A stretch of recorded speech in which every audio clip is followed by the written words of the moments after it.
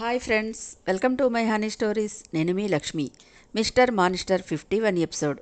Ganga coffee తీసుకురావడంతో కోపం సర్రను ఎక్కి, నువ్వు తెచ్చావేంటి, మిధు ఏది అంటూ బేస్ వాయిస్తో గద్దించాడు జై. జై కోపాన్ని చూసి బెదిరి భయంగా చూసింది గంగ. అడుగుతుంటే మాట్లాడవేం గంగ, నోట్లో కరక్కాయ పెట్టుకున్నావా గద్దిస్తూ అడిగాడు. చిన్నబాబు గారు, మీరెప్పుడూ ఇంత కోపంగా లేరు, మిమ్మల్ని చూస్తూ ఉంటే భయంగా ఉందండి అంటూ వణికే స్వరంతో చెప్పింది గంగ. తలకెక్కిన యాంకర్ని కొద్దిగా దించి, మీ అమ్మాయి గారిని రమ్మను వెళ్ళు అన్నాడు జై. అమ్మాయి గారు చాలా భయపడుతున్నారండి, పాపం ఇప్పుడు ఇబ్బంది పెట్టమాకండి అంటూ బ్రతిమలాడింది. గంగ, నన్ను ఇరిటేట్ చేయకుండా వెళ్తావా లేదా అని కాఫీ ట్రే లాక్కొని బయటకు వచ్చి కిందకి విసిరి కొట్టాడు జై. కళ్ళని బాతుగుడ్లు చేసి నోటి మీద చేతిని వేసుకుని నొక్కుకుంది గంగ. ఇప్పుడు మళ్ళీ ఫ్రెష్గా కాఫీ కలుపుకొని మీ అమ్మాయి గారిని తీసుకొని రమ్మను, ఓకే గో అంటూ బలుపుగా చెప్పాడు. మౌనంగా వెళ్ళిపోయింది గంగ. ట్రే విసిరిన సౌండ్కి రూమ్ నుండి బయటకు వచ్చి చూశారంతా. గంగ రావటం, కాఫీ జై విసరడం చూసి ఏదో అర్థమయ్యి నన్ను కల్పించుకోవద్దని చెప్పినా పెళ్ళాం అబద్ధం ఆడిందని బాగానే మండినట్టు ఉంది. పెళ్ళే వద్దు అని మొరాయించినోడు ఇప్పుడు అది అంటే అంత బెల్లమైంది కాబోలు. ఈగ కూడా వాళ్ళనివ్వడం లేదు. కాలేజీలో ఎవరితోటో ఎఫ్ఐఆర్ సాగించిందో బయటకు లాగి అప్పుడు చెప్తాను మీ అందరి పని అని కచ్చిగా తిట్టుకుంది నీరజ. బావా అంటూ కంగారుగా పిలిచింది మిథున. అమ్మకు తెలిస్తే నెక్స్ట్ ఏం జరుగుతుందో నీకు వేరే చెప్పక్కర్లేదనుకుంటాను అని కోపంగా అడిగాడు సాకేత్. అంతలో కాఫీ ట్రే పైనుండి పడి బద్దలేని సౌండ్ వచ్చి ఇద్దరూ బయటకు వచ్చి చూశారు. అది చూసిన సాకేత్కి మరింత మండి, అమ్మలానే సార్ కూడా నోటికి పని చెప్పాడా అని అడిగాడు. మనం తర్వాత మాట్లాడుకుందాం బావా, ప్లీజ్ అత్తతో ఏం చెప్పకు అని వెళ్ళిపోయింది మిథున. నీకు ఇంత ఓపిక ఎక్కడి నుంచి వచ్చిందే అని విసుక్కుంటూ రూమ్లోనికి వెళ్ళాడు సాకేత్. నేను చెప్పానా అమ్మాయి గారు, మీరే వినలేదు అంది గంగ. మండిపోయిన మిథున కాఫీ కాకుండా కాఫీ లాంటి కషాయం చేసుకుని కోపంగా తీసుకెళ్ళింది మీదకి. సోఫాలో కాలు మీద కాలేసుకుని ఊపుతూ వేళ్లతో సోఫా రెస్ట్ మీద రిథమ్స్ వాయిస్తున్నాడు. ఆడియో సిస్టమ్ నుండి వెస్ట్రన్ మ్యూజిక్ వినిపిస్తోంది. కొరకొరా చూస్తూ కాఫీ తెచ్చి ఎదురుగా టీపాయ్ మీద పెట్టింది. మిథున వైపు చిరుగ్గా చూసి చేతిని చాపాడు చేతికి ఇమ్మని. పళ్ళు పటపటా కొరుకుతూ నీకు సర్వెంట్ని కాదు సేవలు చేయడానికి అంటూ అరిచింది. ఆహా, అచ్చా, సర్వెంట్ని ఎవడన్నాడే, పెళ్ళాం పోస్టుకి ఇంకా రాజీనామా చేయలేదు కదా అంటూ వ్యంగ్యంగా అడిగాడు జై. కాఫీ తీసి చేతిలో పెడుతూ మన మధ్య ఉన్న బంధం నువ్వు కారు కూతలు కూసినప్పుడే తెగిపోయింది అని కచ్చగా అంది మిథున. ఓ అవునా, గుడ్ అని కాఫీ సిప్ చేయగానే చేదు నోరంతా పట్టేసి వికారంగా మొహం పెట్టాడు. దూల తీరింది అని ఎక్స్ప్రెషన్ ఇస్తోంది పిల్ల పక్క నుంచి. కష్టంగా 2 సిప్పులు వేసి పైకి లేచి ప్రతీకారీ చర్య అంటారా దీన్ని అంటూ మోకింగ్ వాయిస్తో అడిగాడు జై. నువ్వేమనుకున్నా నా కూడేదేం లేదులే వంకరగా సమాధానం చెప్పింది. అబ్బో, నైట్ వరకు ప్రేమ దోమ అంటూ గోంగూర కబుర్లు చెప్పి నువ్వు చేసిన తప్పుని ఎత్తిచూపగానే రివెంజ్ స్టార్ట్ చేసావు కదూ, ఇదే నా ప్రేమంటే అని గబుక్కున మిదిరిని ఒడిసి పట్టుకుని తన గౌగిలిలో బంధించి ఈ కషాయం నువ్వు తాగాలే, రోజు షేర్ చేసుకునే కదా తాగుతున్నావు అంటూ బొగ్గలు ఒత్తిపట్టుకుని నోట్లో పోశాడు జై. మిడతలా గింజుకుంది వదిలించుకోవాలని. అబ్బే, ఉక్కు సంకెళ్ళ నుండి వదిలించుకోవటం అంత ఈజీనా పాపం. మిథునకు పట్టించాక వదిలి మిగిలింది తను తాగి ఇప్పుడు తీరింది కదా దోల, ఎదవ ఎక్స్ప్రెషన్ ఇచ్చావనుకో చంపి బొంద పెడతా గెబ్బిలు మొహందానా అంటూ కన్నింగ్ స్మైల్ ఇచ్చాడు. కాఫీని కష్టంగా గుటక వేసి, ఏయ్ నన్ను టచ్ చేస్తే చంపేస్తాను అంటూ అరిచి, ఇందాక ముట్టుకోకు అని ఫోజు దొబ్బి ఇప్పుడు నువ్వు పట్టుకుంటావే, నీకు సిగ్గులేదా అంటూ రేగింది. నిన్ను టచ్ చేయొద్దన్నాను కానీ నేను పట్టుకోను కొట్టను అనలేదు కదే అంటూ అడ్డంగా వాదించాడు జై. వాట్ ద హెల్, నీకో రూలు నాకో రూలా అంటూ ఎగిరింది. అవును, ఏం చేస్తావు, ఏం చేయగలవు చెప్పు, మిడతలా ఇంత ఉన్నావు, ఎగిరావంటే కాలు కింద వేసి తొక్కేస్తాను, వెళ్ళి బ్రేక్ఫాస్ట్ చేయి పో అంటూ కసురుకున్నాడు జై. నేను చేయను, ఏం చేసుకుంటావో చేసుకో అంటూ బుసలు కొట్టింది. నా గురించి కాకపోయినా నీ సోడాబుడ్డి బావగాడి కోసమైనా చేస్తావు కదా, అయినో వాడికి పెట్టింది లాక్కుని మరీ తినేస్తాను, నాకు అసలే సిగ్గులు బొగ్గులు ఏమీ లేవబ్బా అంటూ టవల్ మెడ చుట్టూ వేసుకుంటూ ఈవిల్ స్మైల్ ఇచ్చాడు జై. ఇదేం శాడిజం జై, నీకేమైనా మెంటల్ ఉందా అని కోపంగా అడిగింది మిథున. కాదే, తిక్కుంది, బట్ దానికో లెక్క కూడా ఉంది, నీలాంటి పీతబుర్రలకు చెప్పినా అర్థం కాదులే అని గీరగా చెప్పి వాష్రూమ్కి వెళ్తూ డ్రెస్ తీసి పెట్టు అంటూ ఆర్డర్ వేశాడు. గడిది గుడ్డు తీస్తాను అని అరిచి వెళ్ళింది మిథున. మిథు అంటూ పిలిచాడు సాకేత్. హా బావా అంది. నేను బ్రేక్ఫాస్టు బయట చేస్తాను, కొంచెం వర్క్ ఉంది, బాయ్, నువ్వు రెస్ట్ తీసుకో ఈ రోజుకి, ఎక్కువగా అనవసరమైన వాటి కోసం థింక్ చేయకు అని ఓరకంట నీరజం చూస్తూ చెప్పాడు. సరే బావా అంటూ తల ఊపింది. నిన్నదాకా ఏమో మిథున గారు అని వాడు, ఇదేమో సాకేత్ గారు అంటూ ఇంత బారును సాగదీస్తూ దొంగనటనలు సాగించి ఇప్పుడు మిధు అంట బావా అంట, ఎన్ని మాయలు ఉన్నాయే నీ దగ్గర అంటూ పళ్ళు మర ఆడిస్తోంది నీరజ. మిధు అలా బావా అని పిలవటం నచ్చగా మొహం ఎగబెట్టి లోపల నుంచి చిక్స్ కొరుక్కుంటూ చూస్తున్నాడు పైన గ్రిల్ పట్టుకుని నిలబడిన జై. గబ్బిలంలా బాగానే వేళ్లాడుతున్నావు కానీ ఏంటి బావా అనే పిలుపు నచ్చటం లేదా అని తుంటరిగా నవ్వింది అంతరాత్మ. నీ బేబీ ఆ సోడా బుడ్డిగాడిని బావ అంటుందే, ఏం నీకు కాలటం లేదా అని మంటగా అడిగాడు జై. నాకెందుకు మండుతుంది, బేబీ భూమి మీదకి వచ్చేసరికే తనకు ఆ బంధం ముడిపడింది, నీకు నాకు మండుతుందని రక్త సంబంధం పోదు కదా అంటూ చురక అంటించింది. పోహే సొట్టమొహం వేసుకుని ఏంటి బంధం తెగ గొప్పలు పోతున్నావు అంటూ మండిపడ్డాడు. మామ్ ఎప్పుడైనా తన పుట్టింటికి వెళ్ళి వస్తూ ఉంటే నీకు ఆ వరుసల్లో ఉన్న వైబ్స్ అర్థమయ్యేవి. అవును, నువ్వో ఒంటికాయ సొంటుకొమ్మువి, నీకేం తెలుస్తుంది ఆ పిలుపులో ఉండే మాధుర్యం, బేబీతో ఒక్కసారైనా బావా అని పిలిపించుకోవాలని ఎంతగా ఉవ్విళ్ళూరుతున్నావో నీకే తెలుసు అంటూ ఉడికించింది సోల్. మొహం గంటు పెట్టుకుని నాకేం అక్కర్లేదు తొక్కలో రిలేషన్స్ అని అంతరాత్మను విదిలించాడు జయబాబు. నువ్వు కావాలి అనగానే బేబీ నిన్ను బావా అని పిలుస్తుందా ఏంటి, వద్దంట అంటూ కవ్వించింది ఇన్నర్. కుక్కర్లో రైసులా కుతకుతా ఉడికిపోతూ పొమ్మన్నానా, అది పిలిస్తే ఎంత పిలవకపోతే ఎంత పెట్టమోహంది.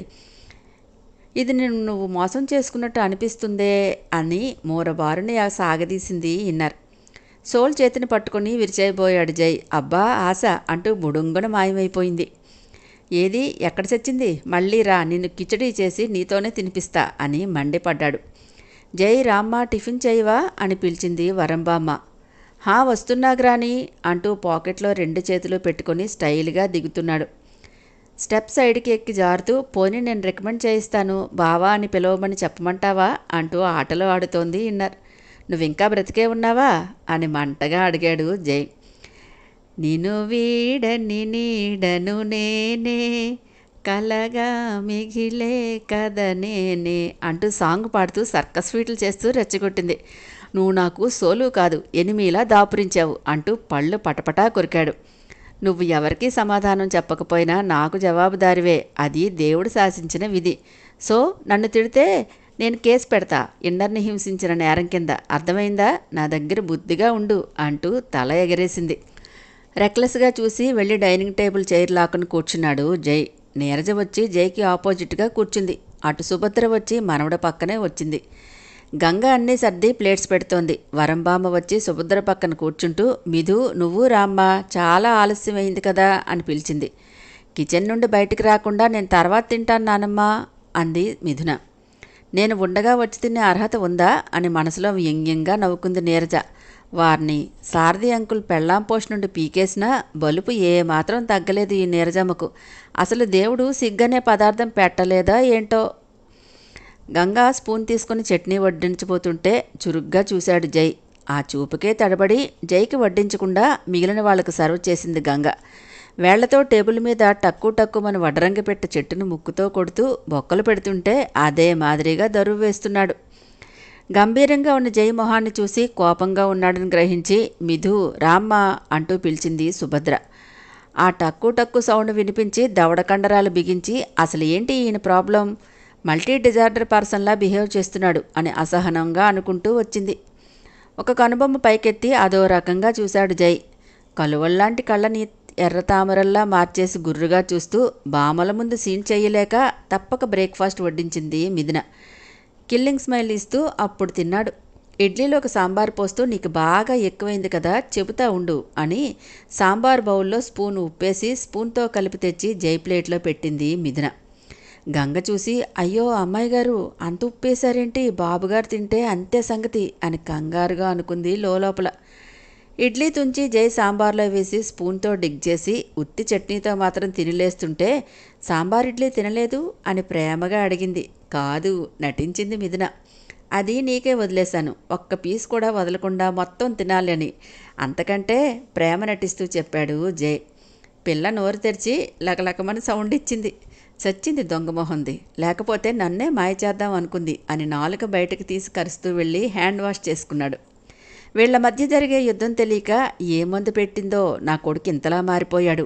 ఎంత యాటిట్యూడ్గా ఉండేవాడు, పిల్లిని చేసి ఆడిస్తోంది అని భగభగా మండిపోయి ఇడ్లీని కసిగా పిసికేసింది నీరజ.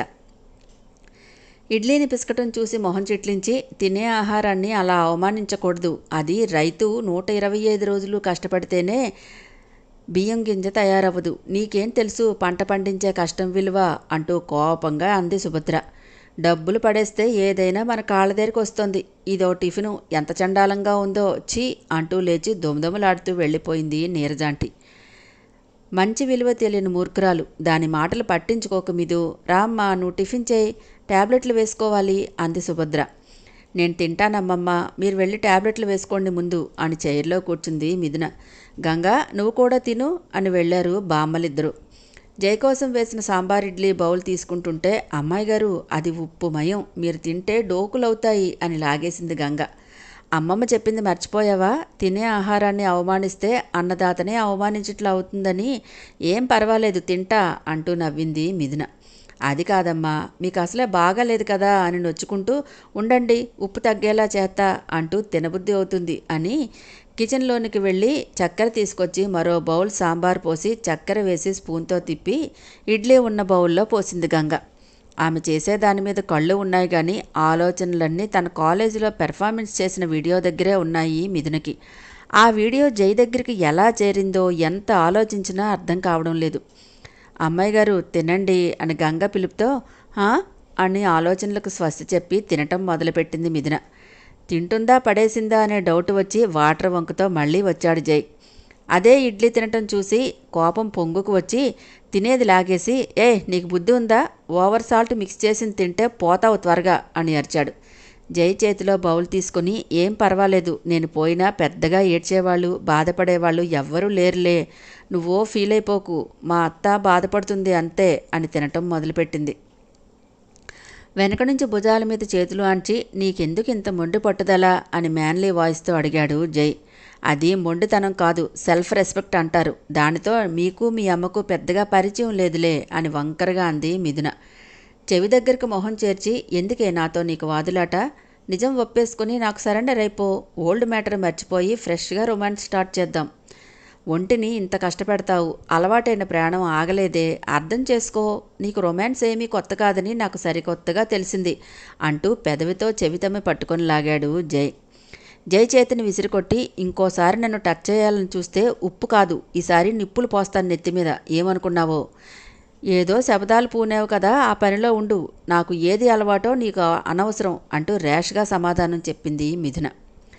ఎందుకమ్మంట, చేస్తే తప్పులేదు కానీ అంటే రోషం పొడుచుకు వస్తుందే, ఏదో ఒకటి ఏడువు, నాకెందుకు, నా గర్ల్ ఫ్రెండ్తో నాకు డేట్ ఉందబ్బా, ఒట్టిగొడ్డి చుట్టూ తిరిగి అనవసరంగా నా టైం అంతా వేస్ట్ చేసుకున్నాను, నీలో ఏదో ఫాల్ట్ ఉంది, అందుకే నీ ఎక్స్లవర్ ఎగిరి తన్నాడు అని కవ్వించాడు. ఈ మిథున క్రీగంట చూపు తగిలితే చాలని బొంగరంలా తిరిగేవారు ఎందరో, అది నువ్వు తెలుసుకో, నేను ఎవరినైనా కాదు అనుకున్నాను, వినీత్తో సహా, నన్ను ఎవరూ వద్దు అనే ప్రసక్తే ఉండదు అని పొగరుగా చెప్పింది. దూల తీరింది కదా, కదిపి కారం కూరించుకోవడం అవసరమా జై నీకు అంది ఇన్నర్. అబ్బో, అంత ఉందేంటి నీ దగ్గర, ఎంత ఉందో తూకం వేయలేదు, వేస్తే టన్నుల వెయిట్ రావచ్చు మేబీ అంది. నీ బలుపు వగరు ఏంటో నేను చూస్తానే అని మొహం మండించుకున్నాడు. బేషుగ్గా చూసుకో, కాదని మేము నీకేం అడ్డం పడంలే అని సవాలుగా అంది మిథున. ఈ జై ముందు తల ఎగరేస్తే తల తీసేస్తాను, ఫస్ట్ నీ ధైర్యం చంపేసి తర్వాత నీ పని పడతాను అని పళ్ళు మరాడించాడు. నీకు నచ్చింది చేసుకో, ఐ డోంట్ కేర్, మాటలు అంటే పడను, అది గుర్తుపెట్టుకో ముందు అని కోపంగా వెళ్ళిపోయింది. దీనికి కొవ్వు కత్తిలోతున ఉంది, ఆ సోడా బుడ్డిగాడిని చూసుకునే అనుకుంటా, చెబుతా దీని పని వాడి పని అని రూముకి వెళ్ళిపోయాడు జై. సోఫాలో బామ్మల మధ్య కూర్చుని ఊసులు చెబుతోంది మిథున. మంచి టిప్ టాప్గా రెడీ అయ్యి కిందకు వచ్చాడు జై. షూ సౌండ్ వినిపించి వారకంటతో చూసింది మిథున. ఎక్కడికి నాన్నా అని అడిగింది సుభద్ర. ఎక్కడికైనా వెళ్ళేటప్పుడు ఎక్కడికి అని అనకూడదని నీకు తెలియదా నాని అంటూ వియర్డ్ లుక్తో ప్రశ్నించాడు. ఈయన ప్రపంచ శాంతి సదస్సులో పార్టిసిపేట్ చేయడానికి వెళుతున్నాడు, మరి ఎక్కడికి అని అడగకూడదు, సర్గారు గర్ల్ ఫ్రెండ్ వచ్చే దారిలో పుట్టుక్కుమంటుందా ఏంటి అడిగితే అని ఇన్నర్లో గింజుకుంది మిథున. ధైర్యం ఉంటే పైకి ఆడవాలి, ఇన్నర్తో టాక్ కూడదు అని ఎద్దేవా చేశాడు. అమ్మమ్మ, గట్టిగా అడగండి ఎక్కడికి వెళుతున్నారో ఈయన. మీకు ధైర్యం ఉంటే నిజం చెప్పండి, అబద్ధం ఆడకుండా. పక్కోళ్ళ ధైర్యం గురించి తప్పటం కాదు అంటూ ఇరికించింది మిథున. అమ్మని ఇరికించేసింది, ఇది మామూలు కంచు కాదు అని గుర్రుగా చూశాడు. కళ్ళు ఎగరేసింది ఏం చేస్తావు అన్నట్టు మిథున. చెప్పు జై, ఈ టైంలో ఎక్కడికి అని రెట్టించింది బామ్మ. బ్రేక్ఫాస్ట్ కూడా చేయకుండా వెళ్ళినా మీ అబ్బాయి గురించి ఆరా తీయకుండా వాడిని నిలదీస్తారేంటి? ముందు శారద ఎక్కడికి వెళ్ళాడో తేల్చుకోండి అంటూ చెలరేగింది ఈలోగా నీరజాంటి. నా కొడుకు బాధ్యత లేనివాడు కాదు మీ ఇద్దరిలా, ముందు నువ్వు అది తెలుసుకో అంటూ చురక అంటించింది సుభద్ర. జైకి బాధ్యత లేకుండానే ఈవిడిగారికి 3 రోజులు సేవలు చేశాడా? అది భర్తగా బాధ్యత. రేపన్న రోజు జై హెల్త్ బాగోపోతే అంతకంటే జాగ్రత్తగా మిధు చూసుకోవాలి. నీలా కొడుక్కి జ్వరం వస్తే క్లబ్కు వెళ్ళి ఎవరికో పుట్టినరోజు వేడుకలు చేయరు అంటూ ఎత్తి పొడిచింది సుభద్ర. ఇలాంటివన్నీ చెప్పి జైకి నాకు మధ్య దూరం పెంచారు. ఛీ, మీకు అసలు మానవత్వమే లేదు అని దుమ్ముదుమ్ములాడుతూ బయటకు వెళ్ళిపోయింది నీరజ. హాయ్ ఫ్రెండ్స్, నా ఛానల్ నచ్చితే కనుక లైక్ చేయటం, షేర్ చేయటం, సబ్స్క్రైబ్ చేసుకోవటం మర్చిపోకండి. పక్కనే ఉన్న బెల్ ఐకాన్ని ప్రెస్ చేయండి. ఇంకా జైకి మిథునకి మధ్య ఏమేం స్టార్ వార్ జరగనుందో ముందు ముందు అప్డేట్స్లో తెలుసుకుందాం.